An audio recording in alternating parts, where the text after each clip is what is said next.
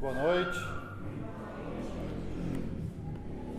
É muito bom estar de volta e, primeiramente, perdão pelo atraso. A gente estava em Sapucaí, aniversário do meu cunhado, de 8 anos, completando ontem, e acabamos se atrasando lá e tive que fazer uma volta aqui na praça, está tudo trancado. Então, me perdoem pelo atraso. Não é algo que eu gosto, de chegar atrasado e dessas coisas. Muito bem, o tema de hoje é confiando no Senhor, e eu vim confiando no Senhor que eu não ia chegar no fim do louvor.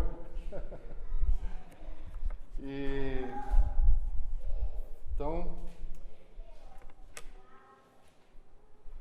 nós vamos estudar um pouco sobre como a gente pode e devemos viver a nossa vida em meio a este mundo, cheio de turbulências, várias circunstâncias.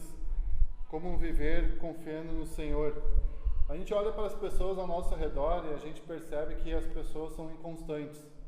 Uma hora diz uma coisa, daqui a pouco já mudam, e a gente sabe que Deus é o mesmo, Deus não muda. Ele deu a sua palavra e a sua palavra permanece ontem, hoje e para sempre. Então essas pessoas, sendo inconstantes, elas são levadas pelo vento.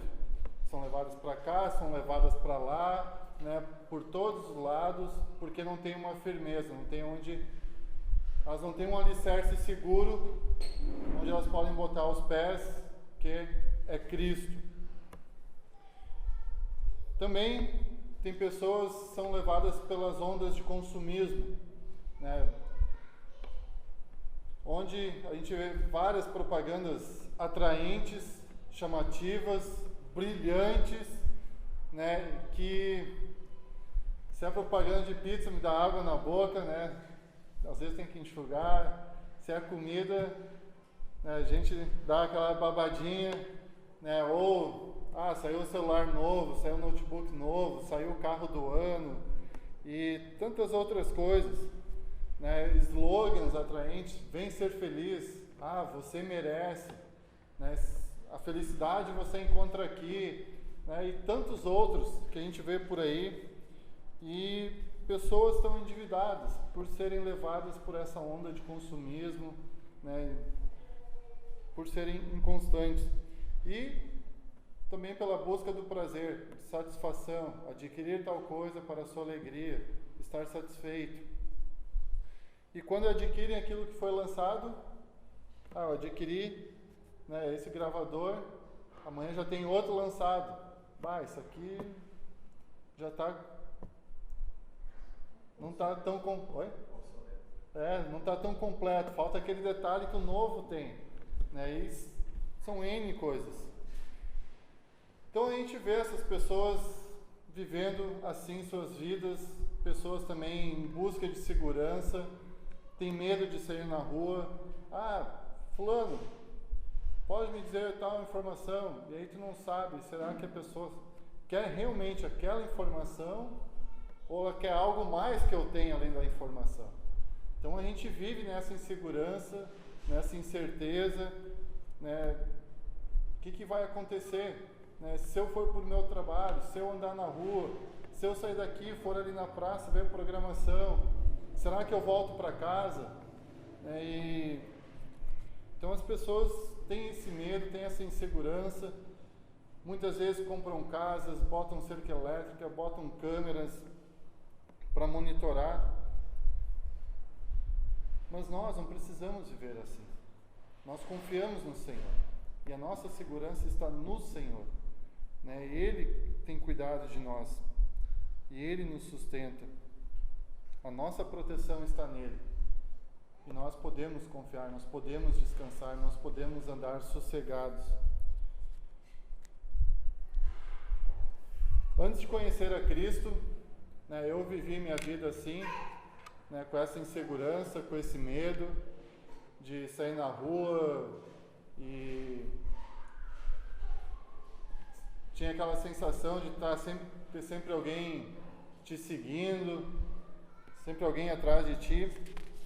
E E quando eu aceitei a Cristo, quando eu entendi o Evangelho e criei no Senhor Jesus, isso passou, né? Essa opressão, né? Esse medo da morte, esse medo da escuridão, né? Isso passou. Isso acontecia porque, né, eu fui envolvido com o ocultismo, né? Meu pai me levou, me envolveu nisso, e por 6 anos eu vivi, né, com essa opressão, com esse medo, e de andar à noite, ter aquela sensação, tem sempre alguém te seguindo, tu olha para trás, não tem ninguém. Então, quando o Senhor Jesus se tornou o Senhor da minha vida, isso acabou, né, isso morreu. Romanos 8, verso 1, diz: portanto, agora já não há condenação para os que estão em Cristo Jesus. Então, eu não estou mais condenado, não há mais condenação. Eu fui liberto, porque por meio de Cristo, por meio de Cristo Jesus, a lei do Espírito de vida me libertou da lei do pecado e da morte. Verso 9 a 11, entretanto, vocês não estão sob domínio da carne, mas no Espírito, se de fato o Espírito de Deus habita em vocês. E se alguém não tem o Espírito de Cristo, não pertence a Cristo. Mas se Cristo está em vocês, o corpo está morto por causa do pecado, mas o Espírito está vivo por causa da justiça. E se o Espírito daquele que o ressuscitou Jesus dentre os mortos habita em vocês, aquele que ressuscitou a Cristo dentre os mortos também dará vida a seus corpos mortais, por meio do seu Espírito que habita em vocês. Então nós podemos confiar no Senhor. A morte não é o fim para a nossa vida. A morte, como disse o pastor Alain, da mesma missionária, da mesma missão do pastor Felipe, nós somos promovidos, né, para a eternidade. Então a morte é o ingresso onde a gente passa para o nosso lar eterno, nossa verdadeira morada. O verso 17 do capítulo 8 também: se somos filhos, então somos herdeiros, herdeiros de Deus e co-herdeiros com Cristo, se de fato participamos dos seus sofrimentos, para que também participemos da sua glória. 24, pois nessa esperança fomos salvos, mas esperança que se vê não é esperança. Quem espera por aquilo que está vendo? E 28, sabemos que Deus age em todas as coisas para o bem daqueles que o amam, dos que foram chamados de acordo com o seu propósito. Pois aqueles que de antemão conheceu também os predestinou para serem conformes à imagem de seu Filho, a fim de que ele seja o primogênito entre muitos irmãos. E aos que predestinou também chamou, aos que chamou também justificou, e aos que justificou também glorificou. Que diremos, pois, diante dessas coisas? Se Deus é por nós, quem será contra nós? Aquele que não poupou seu próprio Filho, mas o entregou por todos nós, como não nos dará juntamente com ele de graça todas as coisas? Quem fará alguma acusação contra os escolhidos de Deus? É Deus quem os justifica. Quem os condenará?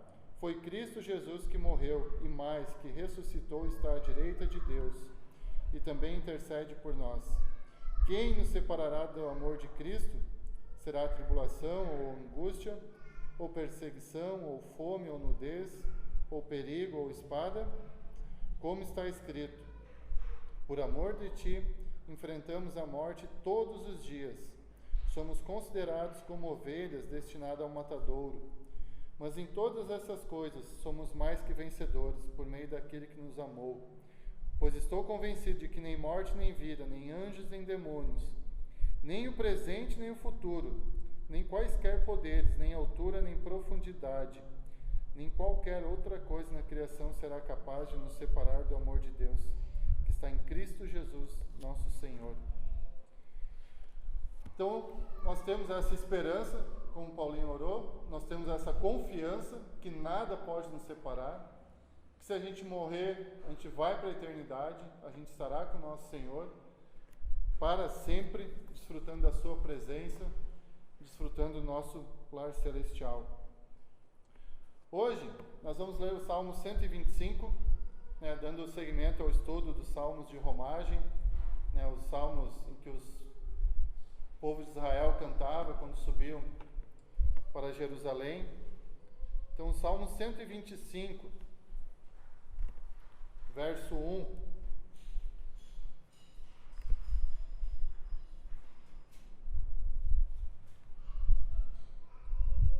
Os que confiam no Senhor são como o monte Sião, que não se pode abalar, mas permanece para sempre.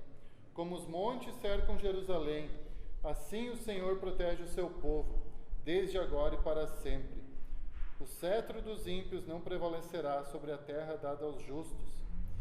Se assim fosse, até os justos praticariam a injustiça. Senhor, trata com bondade os que fazem o bem, aos que têm coração íntegro.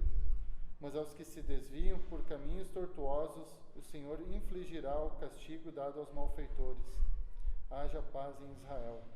Nosso Deus e Pai, nós te louvamos e agradecemos pela tua palavra, que revela o nosso pecado, revela o nosso coração corrupto, orgulhoso, revela também que aqueles que não creem no Senhor estão sob a sua ira justa, mas o Senhor concede graça e misericórdia, o Senhor concede salvação, por graça e por misericórdia, por meio do teu Filho.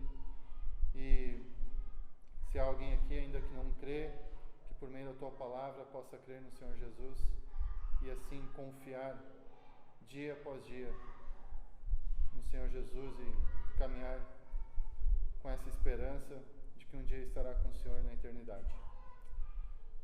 Nos dê sabedoria e nos ajuda na compreensão da tua palavra neste momento. É o que nós te pedimos e agradecemos em nome de Jesus. Amém. Então, o Salmo 125 ele foi cantado por peregrinos, né? As pessoas conheciam bem os perigos da vida, elas conheciam bem os caminhos que elas tinham que pegar até Jerusalém, né? Sempre caminhos perigosos, né? Cheios de obstáculos, desafios, dava aquele frio na barriga. E este salmo também é um cântico onde eles pedem proteção a Deus. É provável que este salmo tenha sido redigido no tempo de Esdras e Neemias, depois do exílio. E muitos homens judeus casaram com mulheres gentias, transgredindo assim a lei de Deus. Mas, graças a Deus, né, pela sua misericórdia, né, pelos fiéis que creram, que permaneceram firmes, né, e que obedeceram a palavra, este salmo ele fala dos benefícios da fé e da fidelidade para o povo de Deus. Então, aqueles que permaneceram firmes, né, obedeceram o Evangelho, resistiram até o fim, né, outros abandonaram a Deus. Agora, quando depositamos a nossa confiança no Senhor, nós desfrutamos de dois benefícios da fé, que é a bondade de Deus e a proteção de Deus em nossas vidas. Então, os que confiam no Senhor desfrutam da sua proteção e da sua bondade. Nós que confiamos no Senhor, dia após dia, desfrutamos disso, da proteção de Deus e da bondade de Deus. E meu propósito nesta noite é encorajar você a colocar a sua confiança no Senhor, para que você possa desfrutar da sua proteção e bondade. Você tem tido problemas durante a sua caminhada de fé? Você tem enfrentado circunstâncias difíceis? Como você tem lidado com essas circunstâncias em sua vida? Como você tem agido diante delas? Você tem colocado a sua confiança no Senhor? Sim? Ou não? Por quê? Se sim, por que você confia no Senhor? Então, nesta noite, nós veremos dois benefícios, os quais desfrutamos quando a nossa confiança está no Senhor. E o primeiro benefício é que quando a gente confia no Senhor, nós desfrutamos da sua proteção, nós somos protegidos. O verso 1 a 3, os que confiam no Senhor são como o monte Sião, que não se pode abalar, mas permanece para sempre. Como os montes cercam Jerusalém, assim o Senhor protege o seu povo, desde agora e para sempre. O cetro dos ímpios não prevalecerá sobre a terra dada aos justos. Se assim fosse, até os justos praticariam a injustiça. Então, o Monte Sião, nome aplicado a Jerusalém, né, ou as redondezas, desde o tempo de Davi. E nas Escrituras, Sião é a cidade de Deus, a alegria de toda a terra. O próprio Senhor escolheu Sião, né, que é consequentemente a sua habitação. Jerusalém é a cidade santa, tanto que subir a Sião é quase o mesmo que se aproximar de Yahvé, se aproximar de Deus. E a salvação da parte de Sião é logicamente da parte do Senhor. Não é Sião que dá a salvação, mas é o Deus de Sião que dá a salvação. É o Deus verdadeiro. Então, um significado que não se pode abalar, que não treme, né, que não será derrubada, né, mas permanece para sempre, que é estabelecida, é habitada, tem longa duração, eterna. Cetro tem a ideia de poder, um símbolo do governo político e militar, né, que indica a opressão do povo de Deus por uma força ímpia, talvez estrangeira. Então, agora, em que sentido os que confiam no Senhor são como o Monte Sião? Em que sentido os dois permanecem para sempre? Como o Monte Sião me ajuda a entender melhor uma pessoa que confia no Senhor? Então, a cidade de Judá ela possuía alicerces firmes, que não podia ser abalada. Dentre outras coisas, havia sido construída sobre firmes alicerces, fundamentos sólidos de rochas que penetravam as camadas mais profundas da terra. Então a cidade era cercada por vários montes e provavelmente por 2 conjuntos de muralhas. Então ela abrigava o santo templo de Deus, de Jeová, o trono de Davi, e a glória e a autoridade de Deus habitavam no meio do seu povo. Então note que o salmista ele não diz que os que confiam no Senhor devem ser como o Monte Sião. Ele diz que os que confiam no Senhor são como o Monte Sião. Os que confiam no Senhor não são abalados, não são derrubados, mas permanecem para sempre. E eles tinham essa esperança: nós confiamos no Senhor. E nós não podemos ser abalados, nós estamos protegidos, nós estamos seguros, porque o Senhor é o nosso Deus. Então é Deus quem torna o Monte Sião um lugar de proteção e segurança para o seu povo. Numa forma natural, a gente vê que o Monte Sião, ele cercava a cidade.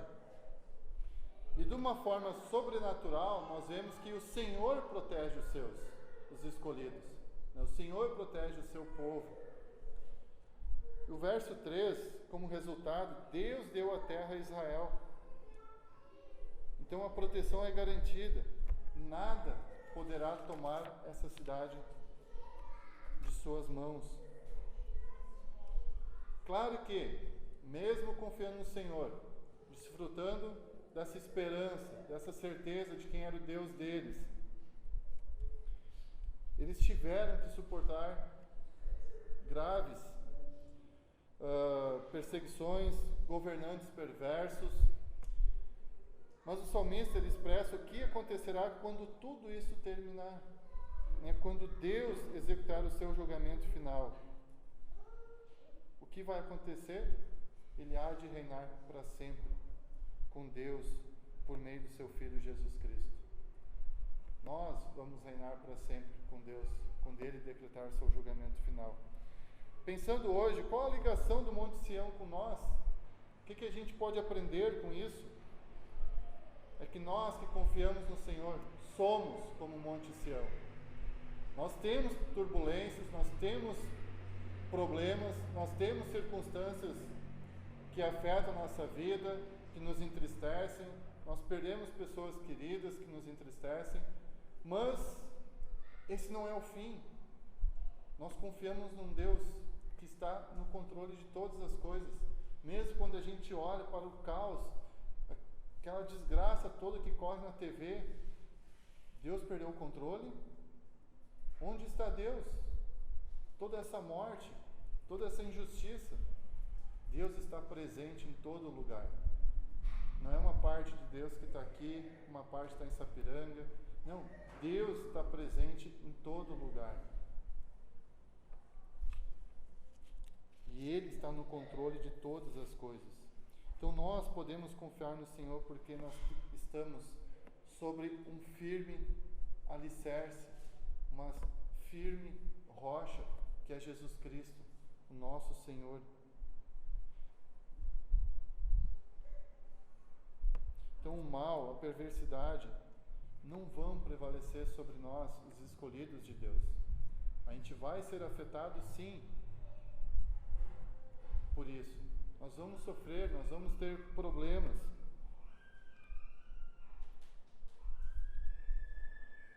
Mas a nossa esperança, a nossa confiança está em Deus, de que um dia tudo isso há de passar.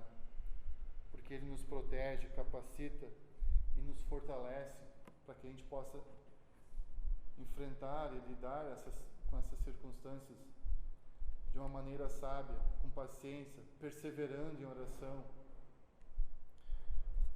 Vivemos num mundo caído e dominado por Satanás. Sofremos com desigualdade social, política, racial. As pessoas vivem com medo do que pode surpreendê-las ao andarem pelas ruas. Então, as pessoas buscam vários meios de se protegerem, de estarem seguras, de estarem protegidas. Mas a gente sabe que a nossa proteção está no Senhor. A gente pode ter várias coisas em nossa casa. A gente sabe, já viu, né, casa mais blindada, mais segura, os caras dão um jeito de entrar. Os caras têm a manha. Isso é ilusório, é uma segurança ilusória.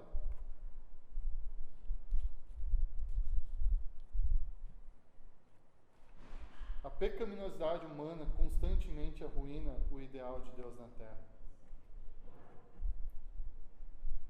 Como eu falei, isso não significa que Deus perdeu o controle ou que o mal prevalece acima de Deus, não. Mas o mal vai permanecer até que Deus permite, até que Jesus volte e faça o seu julgamento.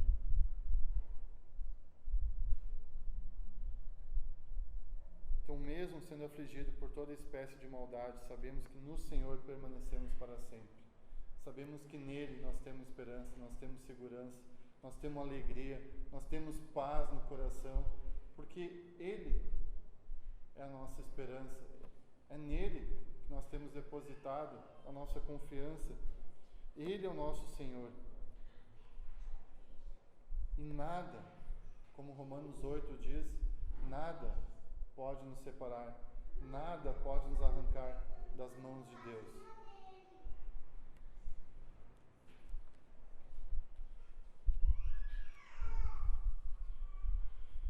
E quanto à vontade de desistir,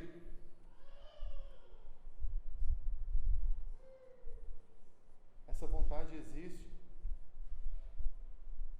Não sei você, eu já tive vontade de desistir. Tu vê tanta coisa, tu passa por tanta coisa. Deus, por quê?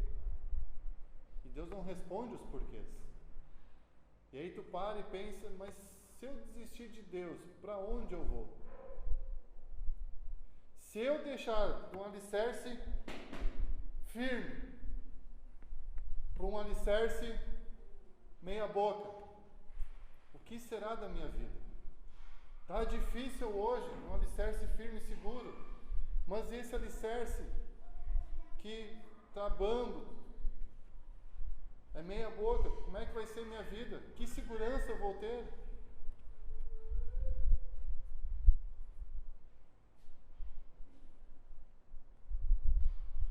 Semana passada, lá em Sapiranga, eu falei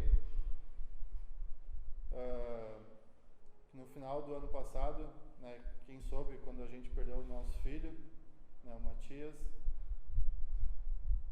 eu disse para Deus, Deus, chega. De novo. Por quê? Por quê? E os porquês vêm e tu não tem resposta. Tu não tem resposta dos médicos. Tu não tem resposta de Deus. Tu não tem resposta da Bíblia. Não a resposta que eu quero, mas a Bíblia me dá a resposta. A minha graça te basta. E eu pensando, eu não quero mais saber de ministério. Eu quero ir embora de Sapiranga.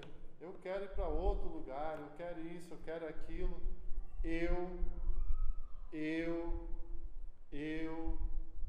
Não é, Deus, o que você quer?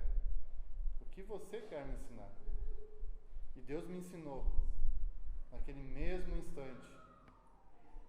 Deus, por meio do Espírito Santo que habita em mim, me lembrou do Salmo 139. Se eu descer ao mais profundo abismo, quem vai estar lá? Deus. Se eu subir aos mais altos céus, quem vai estar lá? Deus. Se eu descer, né, ao fundo do mar, quem vai estar lá? Deus. Tá bom, Deus. Eu entendi. Para onde eu for, lá o Senhor estará. Eu não tenho como fugir de Deus. Não tenho como fugir do Senhor. Lá Deus está. Eu disse, tá bom, Deus, eu me rendo.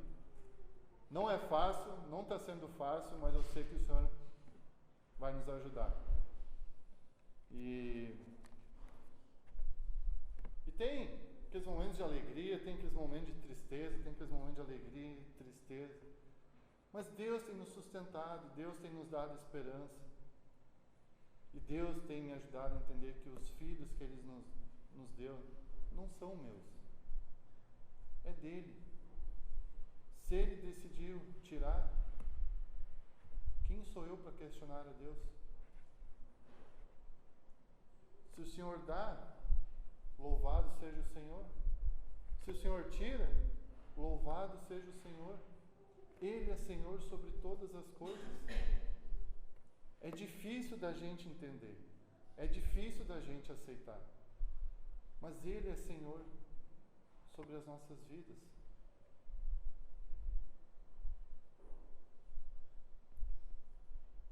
Agora, o que Deus requer de nós é que nós confiemos nele, que nós sejamos obedientes, que nós permanecemos firmes na fé, perseveramos, oramos constantemente e buscamos a cada dia, não, eu quero, não, Senhor, o que o Senhor quer com a minha vida, o que o Senhor quer me ensinar, o que o Senhor quer trabalhar no meu coração, no meu caráter. Como isso vai me ajudar a crescer na fé, a me amadurecer? Eu preciso permanecer firme na palavra dele. Em Mateus 26, verso 39, verso 42 e verso 46, indo um pouco mais adiante, prostrou-se com o rosto em terra e orou. As palavras de Jesus, antes da crucificação, antes da prisão, crucificação, ele orou: meu Pai, se for possível, afasta de mim este cálice. Contudo, não seja como eu quero, mas sim como tu queres. 42, e retirou-se outra vez para orar. Meu Pai, se não for possível afastar de mim este cálice sem que eu beba, faça-se a tua vontade. E o verso 44, e orou pela terceira vez, dizendo as mesmas coisas. Jesus queria ser crucificado? Não. Meu Pai, se for possível, arranja outro meio para que eu não seja pregado na cruz, para que eu não precise morrer pelos pecados deste povo. Mas não seja feita a minha vontade, mas seja feita a tua vontade. Não seja como eu quero, mas seja como o Senhor quer.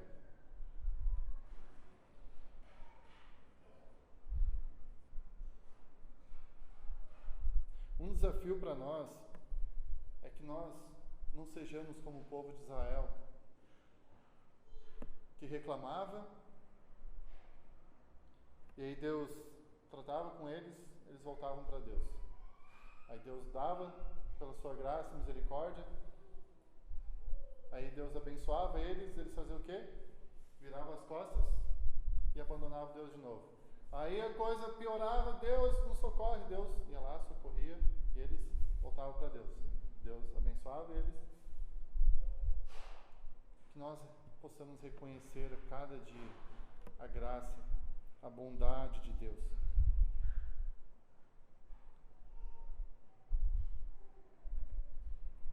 Louvar a Deus pelas coisas simples da vida.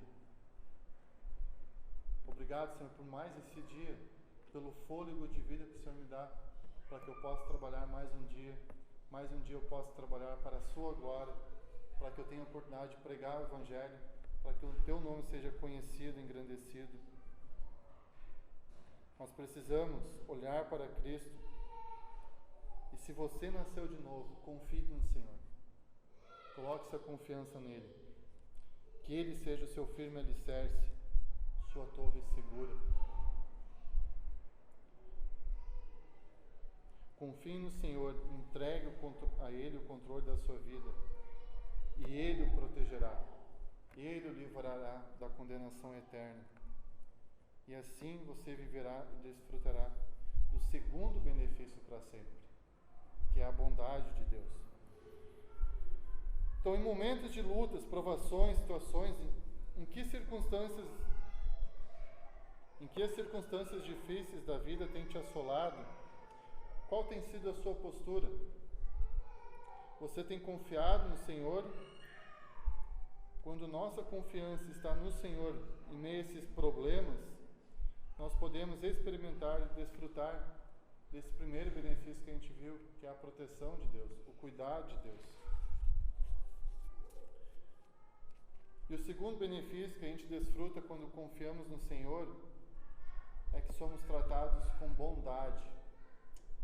O verso 4 e 5: Senhor, trata com bondade os que fazem o bem, os que têm coração íntegro.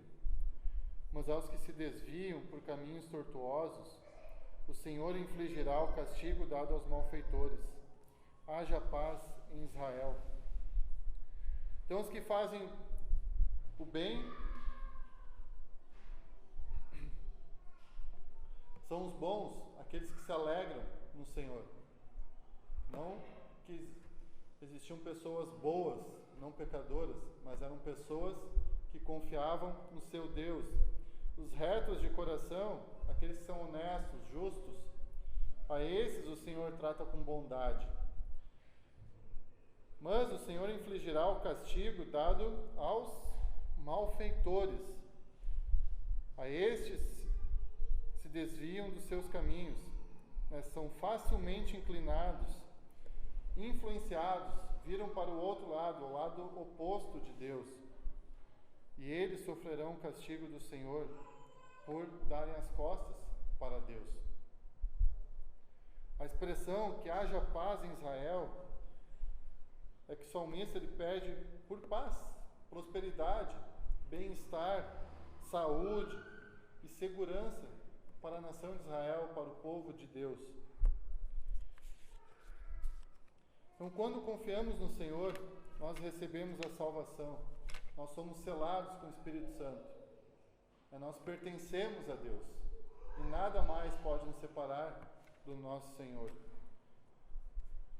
Nós desfrutamos de paz, alegria, renovo, temos esperança. E tudo isso é o que? É o sinal da bondade, é sinal de graça, é sinal da misericórdia de Deus para conosco.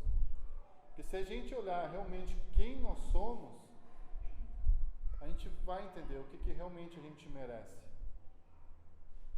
Mas aquilo que a gente merece, que a Bíblia diz, que é o inferno, a gente não recebe pela graça de Deus.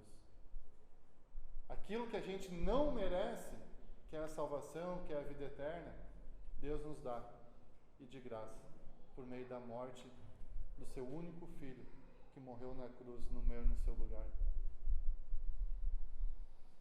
Então, o que é paz? É segurança em Deus. A certeza de que o mal não é eterno. Ele tem um tempo determinado. É andar no caminho bom e reto, contando com a bênção do Senhor.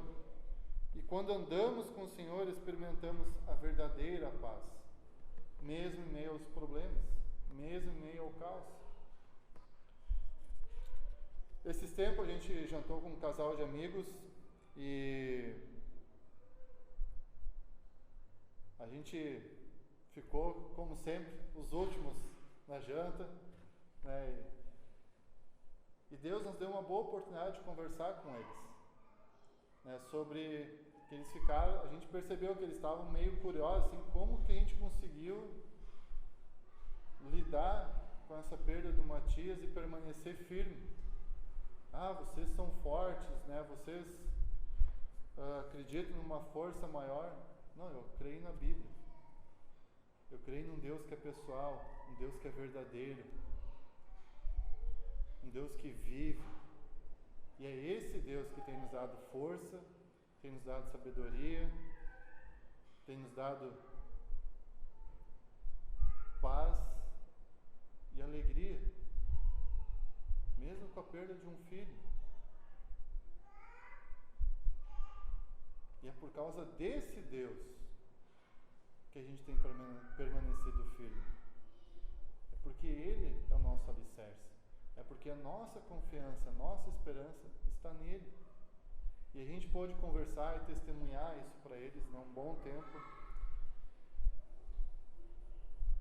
E é isso que as pessoas vão perceber em nós. A gente passar por uma dificuldade. Mas como tu consegue lidar com isso dessa forma? Tipo, tu está rindo do problema. É porque eu tenho um Deus que me capacita, um Deus que me dá sabedoria, um Deus que não muda, que permanece para sempre a mesma palavra, a palavra de Deus, e que tem autoridade sobre as nossas vidas. Em João 14:27, Jesus disse: deixo-lhes a paz, a minha paz lhes dou, não a dou como o mundo a dá, que é uma paz passageira para o mundo. Não se perturbe o seu coração, nem tenha medo. João 16:33, eu lhes disse essas coisas para que em mim vocês tenham paz. Neste mundo vocês terão aflições, contudo tenham ânimo, eu venci o mundo. Jesus já alertou os discípulos, e por meio da palavra ele nos alerta: vocês terão aflições. Venha para Cristo e sua vida vai mudar. É isso que a gente ouve? Não. Venha para a igreja e sua vida vai mudar. Cristo nem existe. Venha para a igreja e teus problemas serão transformados. A gente não ouve a palavra Deus, Cristo, pecado, salvação, arrependimento. A gente só ouve isso. Venha para a igreja, para a igreja, ou faça tal coisa. Não é isso que a Bíblia diz. Se arrependa. Você é um pecador, você necessita de Cristo, você precisa se arrepender dos seus pecados e crer no Senhor Jesus para ter a vida eterna. Venha para Cristo, creia no Senhor Jesus e terás vida. Eu fiz o trabalho de teologia bíblica agora no seminário, neste último semestre, sobre o Evangelho de João. E é muito interessante o que a gente vê no Evangelho, o que Cristo fala para as pessoas no Evangelho. Creia e terás vida. Você precisa crer.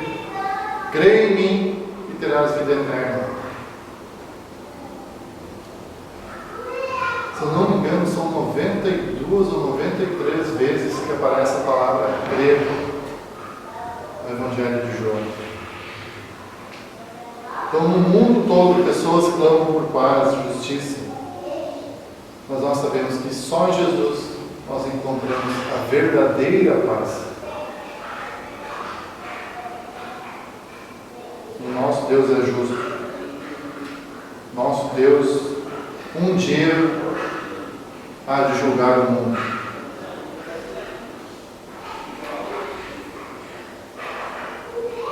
Tudo que esse mundo oferece é ilusão. Ele pode oferecer uma vida de qualidade, uma certa qualidade, mas não uma vida em quantidade. Ao contrário, Jesus te dá uma vida de qualidade e quantidade, uma vida eterna.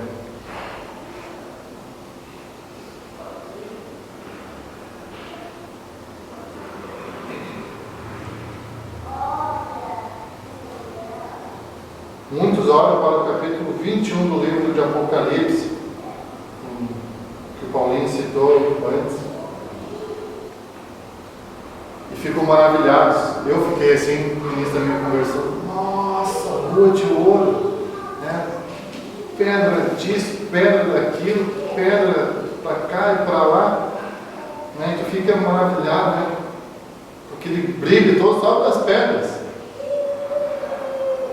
Mas às vezes a gente esquece que o mais importante não são as pedras, não é a rua de ouro, mas é o Deus dessa cidade, que a glória de Deus habita nessa cidade. A glória de Deus ilumina essa nova Jerusalém. Deus é o Senhor, Deus está presente.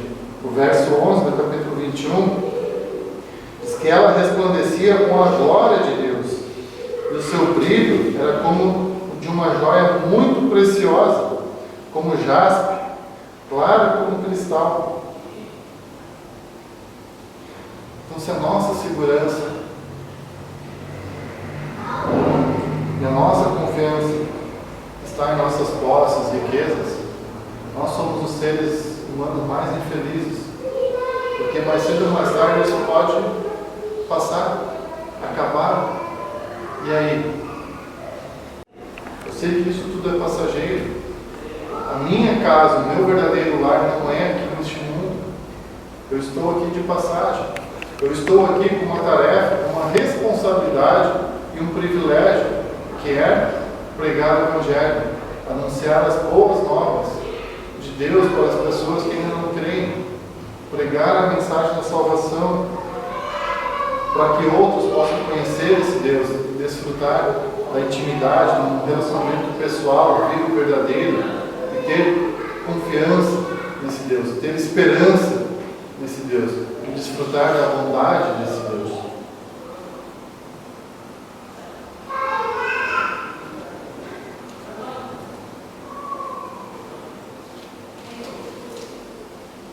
Abacuque 3, um texto bem conhecido, 3, verso 17: mesmo não florescendo a figueira, não havendo uvas nas videiras, mesmo falhando a safra de azeitonas, não havendo produção de alimento nas lavouras, nem ovelhas no curral, nem bois nos estábulos, ainda assim eu exultarei no Senhor e me alegrarei no Deus da minha salvação. O Senhor, o soberano, é a minha força. Ele faz os meus pés como os dos servos, faz-me andar em lugares altos.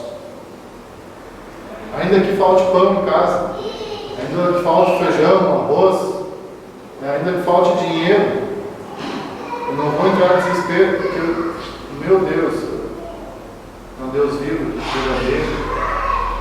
É Ele que me sustenta, é Ele que provê o que eu preciso. Então, ainda assim, mesmo faltando isso, faltando aquilo, eu vou louvar o Senhor, eu vou amar o Senhor e viver para sempre confiando nele, tendo esperança nele, porque Ele tem cuidado de mim.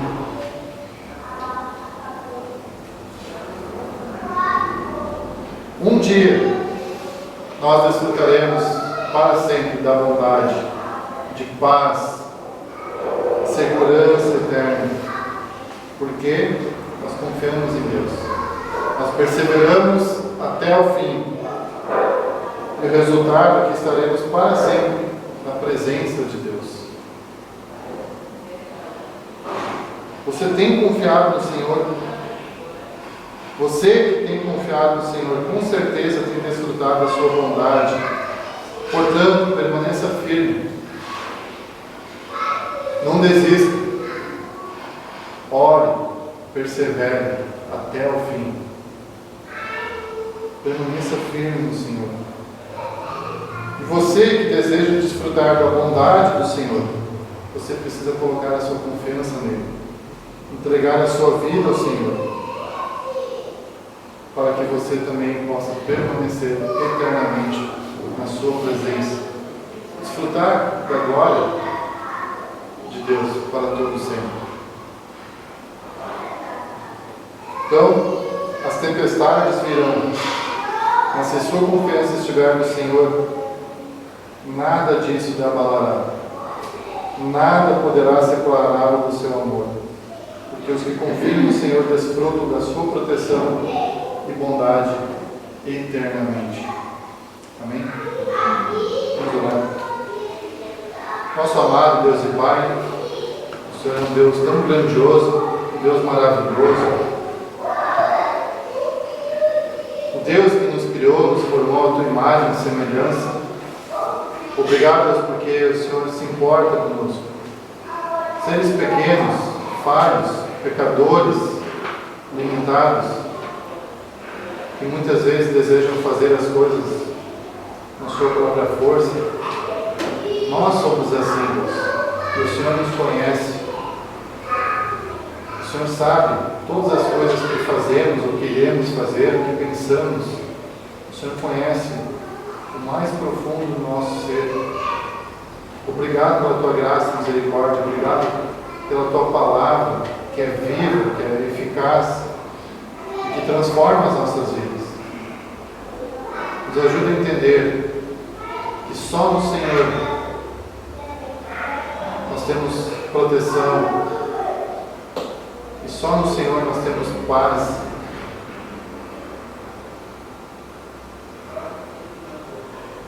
E só no Senhor a gente tem esperança, uma esperança verdadeira.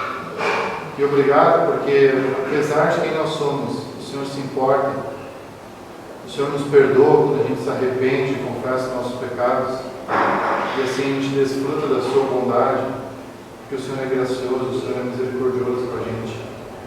Obrigado por nos tratar assim, com proteção, com bondade, e nos ajuda a permanecermos firmes na tua palavra e nesse relacionamento maravilhoso contigo, dia após dia. Nós oramos assim humildemente, em nome de Jesus.